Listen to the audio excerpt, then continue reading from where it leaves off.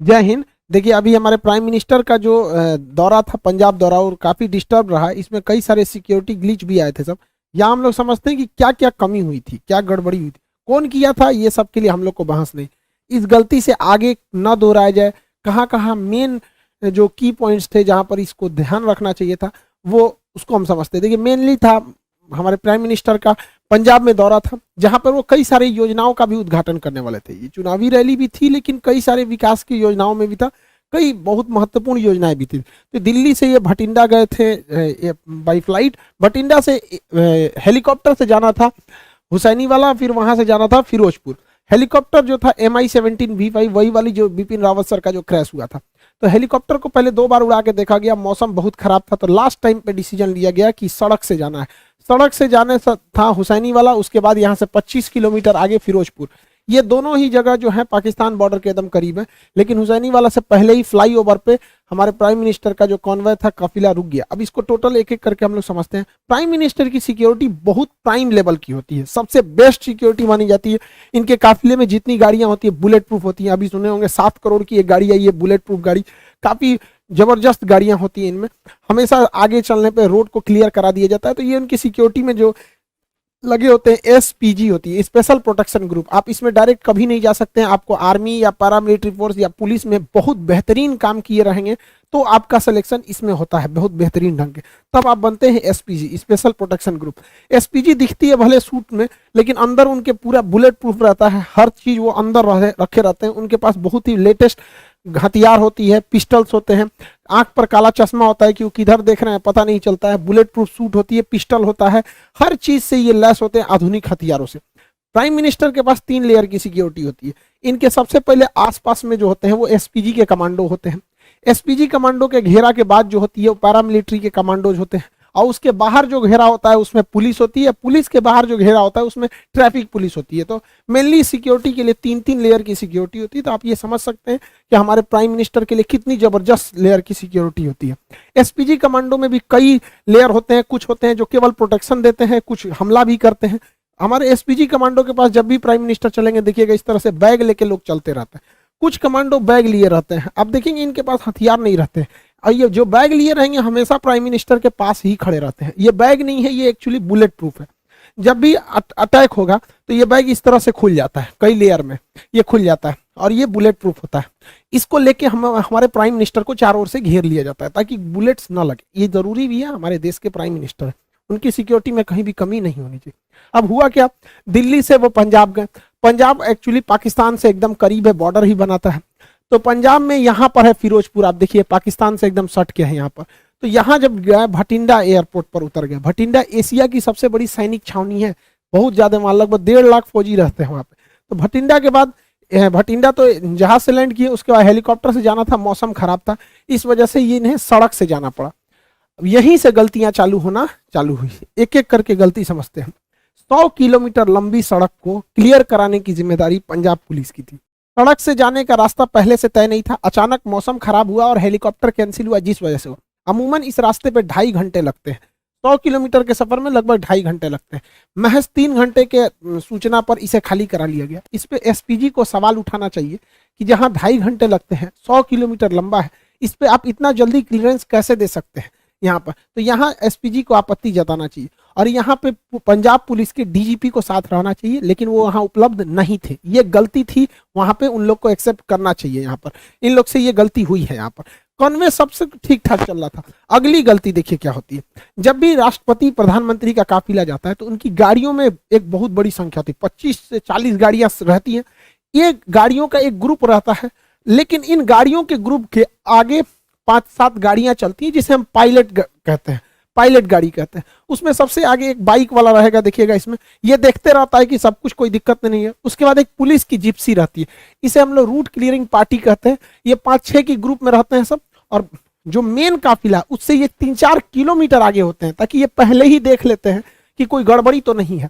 तो जो root clearing party थी, जो पायलट गाड़ी थी, इनको दिखा ही नहीं। इन लोग की लापरवाही देखिए, इन लोग को नहीं दिखा कि सामने ट्रैक्टर लगाया गया है, रास्ता जाम है। कैसे ये लोग यही रास्ता बताते रहते हैं, वायरलेस पे पीछे कांटेक्ट में रहते हैं। जो मेन काफिला होता है हमारे प्राइम मिनिस्टर का वो पीछे रहता है 3-4 किलोमीटर, और ये वायरलेस पे रहते हैं कि ऑल क्लियर, हर किलोमीटर पे ये बताते रहते हैं कोई दिक्कत नहीं है, कुछ भीड़ है यहाँ है, बाकी सब क्लियर। इन लोग को नहीं दिखा कि किसान ट्रैक्टर लेके एक सड़क के किनारे आए हैं, तो इन लोग की भी गलती है, पहले पायलट क्लियरेंस दिया कैसे गया और सड़क पर फंस कैसे गया। तो यहाँ पे भी एक गलती हुई जो पुलिस की गलती थी।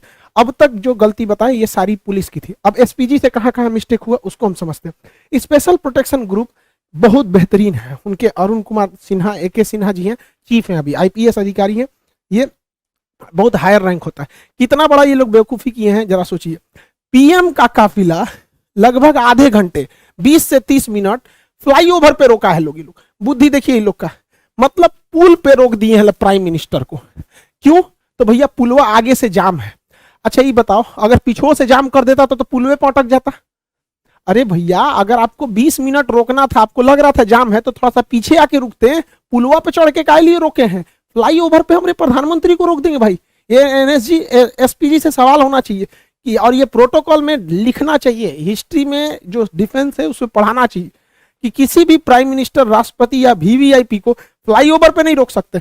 यहाँ 20 मिनट रोक दिए। अगर दोनों ओर से प्रदर्शनकारी के रूप में कोई और अभी आ जाता, क्योंकि ये बॉर्डर से एकदम मैं 20 किलोमीटर यहाँ से पाकिस्तान आ जाता है, पाकिस्तान की सीमा चालू हो जाती है, तो काफी करीब है। और नीचे से अगर फ्लाईओवर को उड़ा देता सब कोई ID या विस्फोटक लगा के, तो सारा काफिला नीचे चलाता है यहाँ पे। ऐसा तो दिमाग लगा रहे हैं लोग।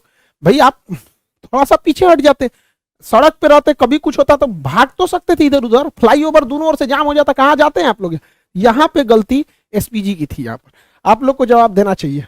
हम लोग तो भाई बताते हैं कहाँ गलती। दूसरी गलती, फ्लाईओवर पे जब हमारे प्रधानमंत्री कह रहे हैं कि हम जिंदा वापस आ गए, मतलब सिचुएशन क्रिटिकल हुई होगी वहां पर, तभी वो ऐसा स्टेटमेंट दे रहे हैं। जब इतना स्टेटमेंट हो गया और आपको वापस लेके आना है तो आप आधा घंटा बाद लेके आइएगा जी। SPG वाले लोग आप जवाब दीजिए कि हमारे प्राइम मिनिस्टर अंदर बैठे हुए हैं यहाँ पर। अब देखिए हल्का सा मास्क दिख रहा होगा आपको। जब यू टर्न लेना है, देखिए कि आगे किसान है, इंटेलिजेंस रिपोर्ट आपको पहले से पता होगी, माहौल देख लीजिए क्या है क्या नहीं, तुरंत लेके हटिए। 2 से 3 मिनट हो गया, हाँ भाई खत्म, कैंसिल हुआ रैली, कैंसिल हुआ प्रोग्राम, हम वापस लेके आएंगे। तो SPG हमारे प्रधानमंत्री को आधा घंटा रोक के रखेगी। यहाँ SPG को भी जवाब देना पड़ेगा कि आप आधा घंटा काहे लिए रोक के रखे, वापस तुरंत लेके आना चाहिए। अगली गलती सुनिए ध्यान से, गृह मंत्रालय के अंडर में आता है खुफिया एजेंसी, इंटेलिजेंस ब्यूरो, और गृह मंत्रालय है और हमारे अजीत डोभाल साहब, इनकी योग्यता पे तो कोई शक नहीं है। लेकिन इंटेलिजेंस ब्यूरो और रॉ तो खैर बाहर में काम करती है, लेकिन यहाँ जिम्मेदारी टोटल इंटेलिजेंस ब्यूरो। ये इंटेलिजेंस ब्यूरो को ये पता होना चाहिए कि जब जहाज हवाई मार्ग से मार्ग जब कैंसिल हुआ है तो जो रास्ता जा रहा है वो ग्रामीण मालवा होके जा रहा है भटिंडा के लिए, भटिंडा से ग्रामीण मालवा होते हुए ये हुसैनी वाला और फिरोजपुर जा रहा है।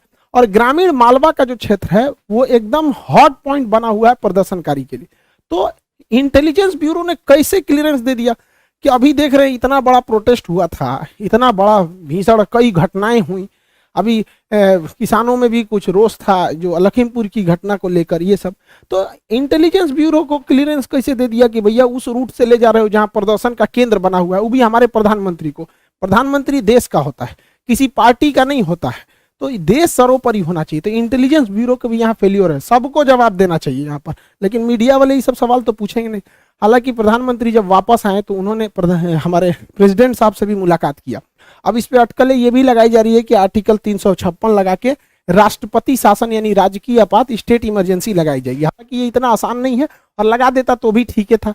इलेक्शन होने वाला है, प्रेसिडेंट रूल रहने के बाद थोड़ा सा ठीक ठाक से रहता है। हालांकि ये बहुत वर्स्ट कंडीशन में ही ये इसे लगाया जा सकता है। गृह मंत्रालय ने भी पंजाब सरकार से मांगा है कि आखिर ऐसी क्या गलती थी कि मुख्यमंत्री वहां से रिसीव करने नहीं आए। तो मुख्यमंत्री का अपना कहना है कि कोरोना प्रोटोकॉल को लेकर जूम में थे, रैली भले करेंगे लोग, वहां कोरोना प्रोटोकॉल नहीं लगेगा, लेकिन प्रधानमंत्री के लिए कोरोना प्रोटोकॉल लगेगा। दूसरा कि मुख्यमंत्री को छोड़ो, हटाओ भैया, तुम आए चाहे ना आए, राजनीतिक मैटर है, लेकिन उस राज्य के DGP को कि प्रधानमंत्री के काफिले में सबसे आगे रहना पड़ता है। और DGP जहां रहेगा, पुलिस प्रशासन ऐसे ही रहेगी, क्योंकि किसी भी राज्य का सबसे बड़ा हेड होता है DGP, director general of police.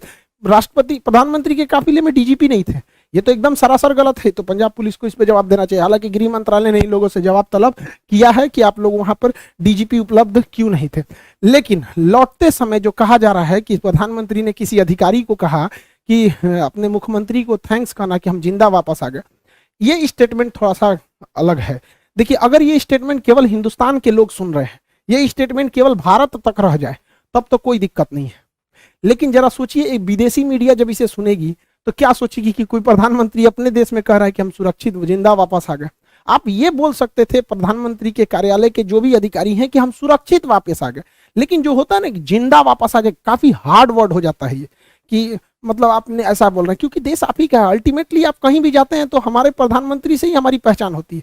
कोई राज्य के मुख्यमंत्री को नहीं जानता है, किसी को नहीं पता कि अमेरिका के 50 राज्यों में किसी एक राज्य का मुख्यमंत्री का नाम, सब वहां जो बाइडेन को जानते हैं। अगर मान के चलिए पुतिन कहते हैं कि बहुत धन्यवाद कहते हैं उस राज्य के मुख्यमंत्री को कि हम जिंदा वापस आ गए, तो भारत के लोग क्या सोचेंगे?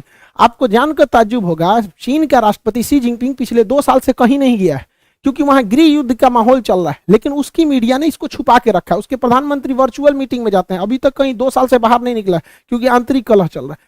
तो ये जो स्टेटमेंट है अगर इंडिया तक में है तो कोई दिक्कत नहीं, किसी को भी कोई दिक्कत नहीं, लेकिन खुद से सोच के देखिए जो बाहरी मीडिया, ये इंटरनेशनल जो लीडर हैं, ये क्या सोचेंगे? क्योंकि जब ये लोग भी भारत में आते हैं ना, तो इन लोगों की भी सिक्योरिटी एसपीजी और एनएसजी कमांडो ही कहती है। तो कल को ये सब भी कहेगा सब भैया तो आप अपने कह रहे हैं कि हम जिंदा वापस आ गए, तो विदेश में थोड़ी सी छवि खराब होगी। खुद हमारे प्रधानमंत्री कहते हैं, इतने दिलेर हैं, आप दिलेरी की बात कहते हैं, बिना बताए 2015 में नवाज शरीफ की पोती की शादी में गए थे।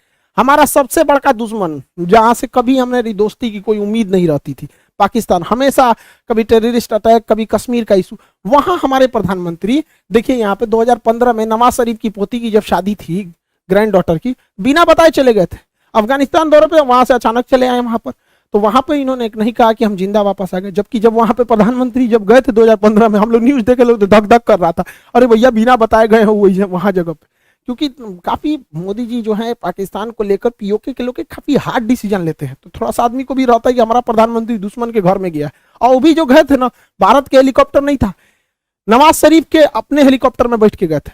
पता नहीं पाकिस्तानी हेलीकॉप्टर चाइना से खरीदा था, क्या होता क्या नहीं, तो वहां पे ये स्टेटमेंट नहीं था। ऐसा नहीं होता, कह देना चाहिए था कि हाँ सिक्योरिटी में बहुत ग्लीच हुआ, सिक्योरिटी में ऐसा नहीं होना चाहिए। लेकिन एक होता है ना जिंदा वापस आना, वो भी प्रधानमंत्री के मुंह से, थोड़ा सा ऑकवर्ड सा लगने लगता है। भैया तब हम लोग कहाँ जाएंगे भाई?